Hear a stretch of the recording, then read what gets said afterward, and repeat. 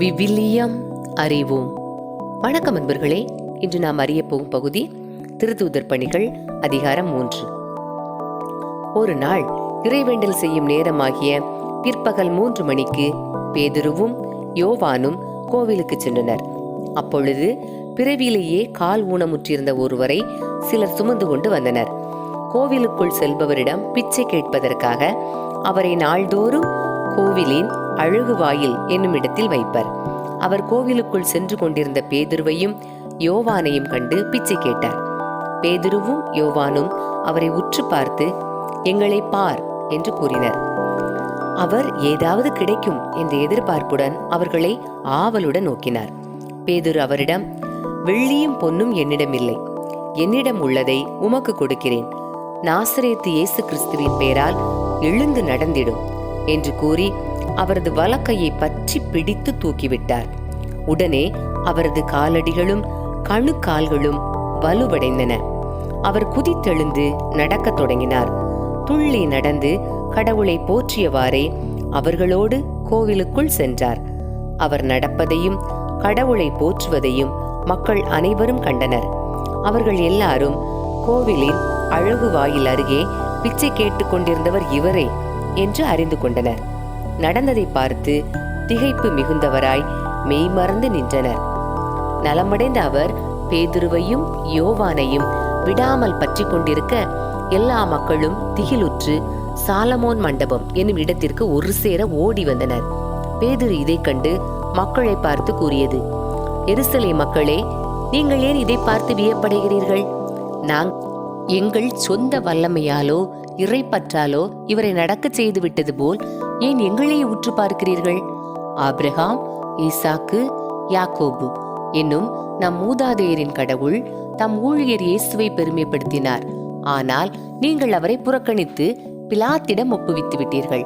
அவன் அவருக்கு விடுதலை தீர்ப்பளிக்க முயன்ற போதும் நீங்கள் அவரை மறுதளித்தீர்கள். நீங்கள் தூய்மையும் நேர்மையுமானவரை மறுதளித்து கொலையாளியை விடுதலை செய்யுமாறு வேண்டிக் கொண்டீர்கள். வாழ்வுக்கு ஊற்றானவரை நீங்கள் கொன்றுவிட்டீர்கள். ஆனால் கடவுள் இறந்த அவரை உயிரோடு எழுப்பினார். இதற்கு நாங்கள் சாட்சிகள். இதோ உங்கள் கண்முன் நிற்கிற இவர் உங்களுக்கு தெரிந்தவர். இயேசுவின் பெயரே இவருக்கு வலுவூட்டியது. அவர் பெயர் மீது கொண்டிருந்த நம்பிக்கையால் தான் இது நடந்தது. இந்த நம்பிக்கையே உங்கள் அனைவர் முன்பாகவும் இவருக்கு முழுமையான உடல் நலனை கொடுத்துள்ளது. அன்பர்களே, நீங்களும் உங்கள் தலைவர்களும் அறியாமையினாலேயே இப்படி செய்து விட்டீர்கள் என எனக்கு தெரியும். ஆனால் கடவுள் தம் மெஸ்ஸியா துன்புற வேண்டும் என்று இறைவாக்கினர் அனைவர் வாயிலாகவும் முன் அறிவித்ததை இவ்வாறு நிறைவேற்றினார். எனவே உங்கள் பாவங்கள் போக்கப்படும் பொருட்டு மனம் மாறி அவரிடம் திரும்புங்கள். அப்பொழுது ஆண்டவர் புத்துயிரளிக்கும் காலத்தை அருளி உங்களுக்காக ஏற்படுத்திய மெஸ்ஸியாவாகிய இயேசுவை அனுப்புவார். விண்ணேற்றமடைந்த இயேசு யாவும் சீர்படுத்தப்படும் காலம் வரை விண்ணுலகில் இருக்க வேண்டும். பழங்கால தூய இறைவாக்கினர் வாயிலாக கடவுள் இந்த காலத்தை குறித்து கூறியிருந்தார். மோசேயும், உங்கள் கடவுளாகிய ஆண்டவர் உங்கள் சகோதரரிடமிருந்து என்னை போல் ஒரு இறைவாக்கினரை தோன்றச் செய்வார். அவர் உங்களுக்கு கூறும் எல்லாவற்றிற்கும் நீங்கள் செவிசாயுங்கள்.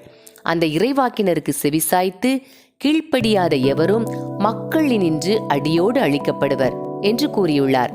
சாமுவேல் தொடங்கி இறைவாக்குரைத்த அனைவரும் இந்த காலத்தை பற்றி அறிவித்து வந்தனர்.